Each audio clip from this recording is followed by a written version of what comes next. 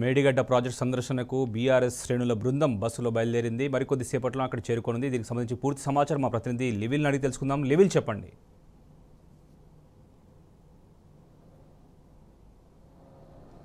శోభన్, కొద్దిసేపటి క్రితమే హైదరాబాద్ నుంచి చలో మేడిగడ్డ పర్యటనకు బీఆర్ఎస్ బృందం బయలుదేరింది. ఇప్పుడే సిటీ అవుట్స్కట్స్లోకి ఎంటర్ అయింది. అయితే ఏదైతే కాంగ్రెస్ ప్రభుత్వం చేస్తున్న కుట్రను భగ్నం చేసేందుకు, వాస్తవాలను ప్రజలకు వివరించేందుకు ఈ చలో మేడిగడ్డ కార్యక్రమాన్ని చేపట్టారు. బీఆర్ఎస్ వర్కింగ్ ప్రెసిడెంట్ కేటీఆర్ ఆధ్వర్యంలో ఈ చలో మేడిగడ్డ కార్యక్రమం కొనసాగుతుంది. అయితే ఏదైతే మేడిగడ్డను ఒక్కదాన్ని బూచిగా చూపించి రాష్ట్ర రైతాంగాన్ని ఇబ్బందులు పెట్టే పాలు చేసే కుట్రకు కాంగ్రెస్ ప్రభుత్వం పూనుకుంది. దానికి పూర్తి వాస్తవాలతో వివరించేందుకు ఈ మేడిగడ్డ పర్యటన అని చెప్పుకోవచ్చు. ఎందుకంటే 86 పిల్లర్లు ఉంటే అందులో 3 మాత్రమే కుంగిపోయి, ఆ 3 పిల్లర్లు కుంగిపోవడంతో దాన్ని బూచిగా చూపించేలా రైతాంగానికి నీరివ్వకుండా ఎండబెడుతున్న పరిస్థితి ఇవాళ కాంగ్రెస్ ప్రభుత్వాన్ని. దాన్ని ఎండగట్టేందుకు, అక్కడున్న వాస్తవాలను తెలిపేందుకు ఇవాళ చలో మేడిగడ్డకు పిలుపునిచ్చారు. దీనికి సంబంధించి మనతో మాట్లాడడానికి పలువురు బీఆర్ఎస్ ప్రతినిధులు. చెప్పండి, అయితే ఇప్పుడు మేడిగడ్డకు సంబంధించి ఇటు చలో మేడిగడ్డ పిలుపునిచ్చిన నేపథ్యంలో అటు చలో పాలమూరు రంగారెడ్డి కాంగ్రెస్ పిలుపునిచ్చింది కౌంటర్ అనుకోవచ్చు, ఎట్లా అనుకోవచ్చు? ప్రధానంగా ఇవాళ టీవీస్ ద్వారా తెలంగాణ సమాజానికి తెలియజేసేది ఏంటంటే, కాళేశ్వరం అంటే ఏదో ఒక మేడిగడ్డగా చూపెట్టి, ఆ మేడిగడ్డలో జరిగినటువంటి ఏడో ఒక పియర్ వద్ద జరిగినటువంటి ప్రమాదాన్ని దాన్ని మొత్తం సభ్య సమాజానికి ఏదో చెడుగా చేసే ప్రయత్నం చేస్తూ ఉన్నారు. డెఫినెట్గా ఇలా మళ్ళీ చెప్తా ఉన్నాం టీవీస్ ద్వారా. కాళేశ్వరం అంటే 3 బ్యారేజీలు, 15 రిజర్వాయర్లు, 19 సబ్ స్టేషన్లు, 21 పంప్ హౌజులు, 203 కిలోమీటర్ల సొరంగాలు, 1530 కిలోమీటర్ల గ్రావిటీ కెనాల్స్, 98 కిలోమీటర్ల ప్రెజర్ మెయిన్స్, 140 టీఎంసీల స్టోరేజ్ కెపాసిటీ, 500 మీటర్ల ఎత్తులకు లిఫ్ట్, 240 టీఎంసీల నీటి వినియోగం. ఇది కాళేశ్వరం అంటే. ఇవాళ మేడిగడ్డకు ఇవాళ టోటల్గా 80,000 కోట్ల సంబంధించినటువంటి ప్రాజెక్టు వ్యయంలో మేడిగడ్డ సంబంధించిన ప్రాజెక్టు కాస్ట్ 3,662 కోట్లు మాత్రమే. ఆ 3,662 కోట్లతో కట్టినటువంటి ఆ ప్రాజెక్టు నిర్మాణంలో 86 పిల్లర్లు ఉంటే 19వ పిల్లర్ 21 పిల్లర్లో కొంత పగుళ్ళు వస్తే టోటల్గా మేడిగడ్డను తప్పు చూసే ప్రయత్నం చేస్తూ ఉంటారు. కాబట్టి కాంగ్రెస్ పార్టీ చేస్తున్నటువంటి ఈ కుటిల ప్రయత్నాన్ని ఎదుర్కోవడం కోసం ఇవాళ బీఆర్ఎస్ ప్రతినిధి బృందం ఏదైతే ఉందో మేడిగడ్డ పోతా ఉన్నాం, సందర్శిస్తూ ఉన్నాం. కాళేశ్వరం అనేది తెలంగాణకు వరప్రదాయం అని చెప్తా ఉన్నాం. ఆ వరప్రదాయాన్ని ఇలా రైతాంగానికి నీరియకుండా, రైతాంగాన్ని ఆదుకోకుండా, రైతాంగం కోసం పనిచేయకుండా ఇలా కాంగ్రెస్ పార్టీ చేసే కుట్రల్ని, ఎస్పెషల్గా రేవంత్ రెడ్డి గారు ఏదైతే ఉన్నారో వారి యొక్క షార్లెస్ శోభనాథ్ ఉన్నారు కదా, షార్లెస్ శోభనాథ్ ఎవరనుకున్నావు? చంద్రబాబు నాయుడిని మెప్పించడం కోసం, ఆ చంద్రబాబు నాయుడు ప్రయోజనం చేయడం కోసం ఇలా షార్లెస్ శోభనాథ్ మెప్పించడం కోసం రేవంత్ రెడ్డి చేస్తున్న ఈ కుట్రల్ని డెఫినెట్గా ఎదుర్కొంటాం. ఈ రేవంత్ రెడ్డి దేశ్ముఖ్ని ఈ తెలంగాణ ప్రాంతంలో జరుగుతున్నటువంటి అన్యాయాలు ఏందో, నువ్వు చేస్తున్న అన్యాయాలు ఏందో, ఇలా ఏందండి జర్నలిస్టుల పైన దాడులు, ఇలా కాళేశ్వరం మీద నువ్వు కప్పాలు కొట్టు కదా నాయన. తెలంగాణ రైతాంగం ఇలా సాగునీరు లేక వస్తా ఉన్నారు, తాగునీరు లేక ఇబ్బంది పడతా ఉన్నారు. ఇలా నువ్వు చెప్పిన 6 గ్యారంటీల్లో 13 అంశాలు ఏదైతే ఉన్నాయో ఆ 13 అంశాల్లో ఇలా 12,000 కౌలు రైతులకు ఇస్తా ఉన్నావు, 15,000 రైతుకు ఎకరానికి ఇస్తామని చెప్పినవు. అదేవిధంగా ఇలా గ్రూప్ 2 నోటిఫికేషన్ సంబంధించి 6వ తారీఖు 7వ తారీఖు జరగాల్సిన జనవరిలో జరిగిన ఎగ్జామ్ని రద్దు చేసిన ఇంతవరకు నోటిఫికేషన్ ఇవ్వని పరిస్థితి. గ్రూప్ 3 సంబంధించిన నోటిఫికేషన్ ఇవ్వని పరిస్థితి. నిరుద్యోగుల వృత్తి ఏదైతే 4,000 ఇస్తానో అది కూడా ఇవ్వని పరిస్థితి. ఇలా మహిళలకు 500 రూపాయల గ్యాస్ సిలిండర్ పేరుతోటి అనేక రకాల 93 లక్షల మంది తెల్ల రేషన్ కార్డులు ఓళ్ళు ఉంటే ఇలా 45 లక్షల మందికి ఇస్తామని చెప్పేసి మాట్లాడుతూ ఉన్నావు. మిగతా 45 లక్షల మంది ఎడిపోవాలని చెప్పేసి ఇలా టీవీస్ ద్వారా తెలంగాణ సమాజానికి తెలియజేస్తా ఉన్నాం. మీరు చెప్పండి, వాళ్ళ ఎల్లారెడ్డి నియోజకవర్గం ఎడారి కానుంది. కాళేశ్వరంతో గత 10 సంవత్సరాల్లో 3 సంవత్సరాలు 3 పంటలు పండించుకున్న పరిస్థితి కనిపించింది. కానీ వాళ్ళ తెలంగాణ ఎడారి చేసే కుట్రలో భాగమే కాంగ్రెస్ ప్రభుత్వం చేస్తుందని చెప్పుకోవచ్చు.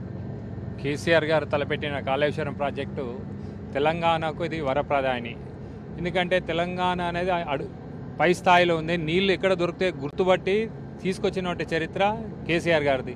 కానీ ఈయన కేసీఆర్ గారి యొక్క ప్రజల్లో ఉన్నటువంటి గొప్పతనాన్ని రూపుమాపడానికి ఈయన ప్రజలకు చేయడానికి రాలేదు.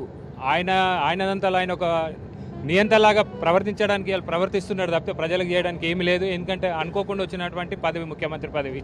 ఆయన ఎంతసేపు ప్రజల గురించి ఆలోచించాలో, సమాజానికి ఏం చేయాలని ఆలోచించకుండా ఇదేదో మొన్న మేము నల్గొండలో ఏదైతే నాగార్జున సాగర్, శ్రీశైలం దాని గురించి సభ పెట్టుకున్న రోజు చాలా మేడిగడ్డ అని పెట్టుకున్నాడు. ఇలా మేడిగడ్డ అంటే ఇలా మళ్ళీ చాలా పాలమూరు అని చెప్పి, అంటే ప్రజలను తప్పుదోవ పట్టించడానికి.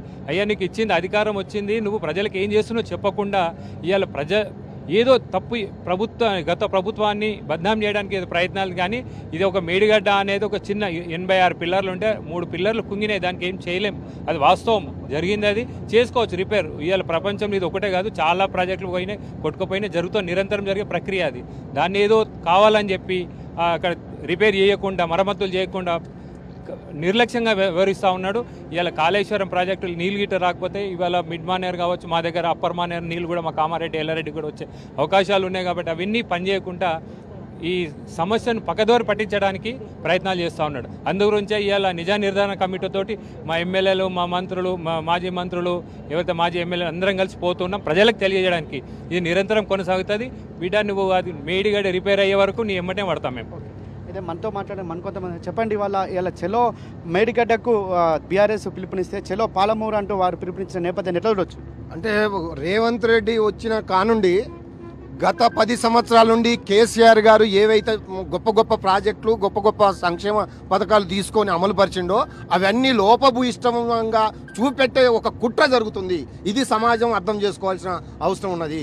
మొత్తం ఒక కాళేశ్వరం ప్రాజెక్టే కాదు, ప్రతి పథకంలో ఏదో కోడిగుడ్డు మీద ఈకలు లాగినట్టు ఒక దుర్మార్గమైన కుట్ర చేస్తున్నాడు. ఈయన ప్రజలను పాలించడానికి వచ్చిండా, లేదా కేసీఆర్ గారు గత చేసిన పనులు మంచి చేయాలి కానీ కేసీఆర్ గారు చేసిన పనుల్ని ఊకే తవ్వి వాటిని ఏమో చేసిన అబద్ధాలు 420 అబద్ధాలు ఆడినరు. 13 గ్యారంటీలు అన్నారు, ఒక్కటి కూడా అమలు పరచకుండా ఒక దుర్మార్గమైన కుట్రలు ప్రజల మీద చేస్తున్నారు. ప్రజల మీద కోపం లేదా టీఆర్ఎస్ మీద కోపమా? బీఆర్ఎస్ మీద కోపం ఉంటే డైరెక్ట్ తేల్చుకోమని నిన్న మా కేటీఆర్ గారు చెప్పారు. నీకు దమ్ముంటే కేటీఆర్ గారి సవాల్ని తీసుకొని రేపు వచ్చి పోటీ చేయాలా, ఆయన రాజీనామా చేయాలని డిమాండ్ చేస్తున్నాం. ఖచ్చితంగా వదిలిపెట్టాం.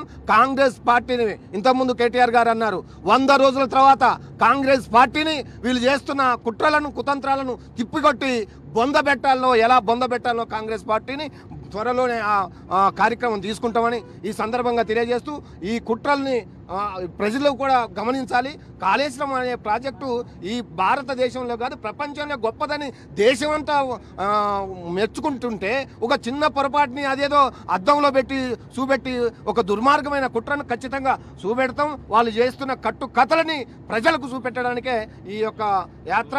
ఈ యాత్ర ద్వారా తెలంగాణ ప్రజలకు క్లియర్గా తెలుస్తున్నది ఏం చేయబోతున్నారు, ఏం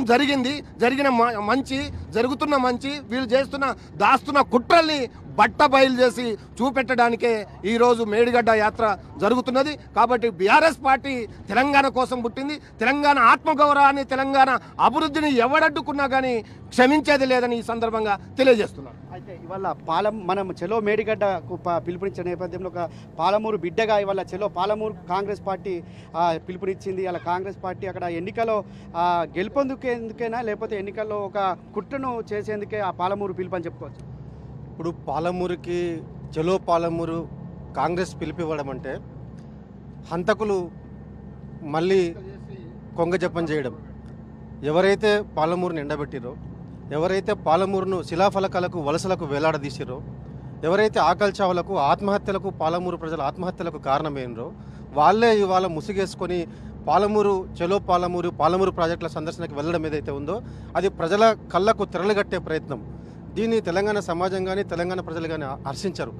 అనేక రకాలు దశాబ్దాల పాటు కాంగ్రెస్ పాలకుల దుర్నీతితోని, కాంగ్రెస్ పాలకుల అసమర్థ పాలనతోని, కాంగ్రెస్ పాలకుల అవినీతి పాలనలతోని, కాంగ్రెస్ పాలకుల వివక్ష పాలనతోని పాలమూరు దుఃఖమైన జీవితాన్ని అనుభవించింది, వలసలకు వేలాడింది, ఆత్మహత్యల బతుకులను అనుభవించింది. అట్లాంటి పాలమూరు ఇవాళ కలిబొలి మాటలను నమ్ముతుంది అనుకుంటే భ్రమ మాత్రమే. మొన్నేదో గాలికి బయటపడ్డారు, కానీ ప్రజలందరూ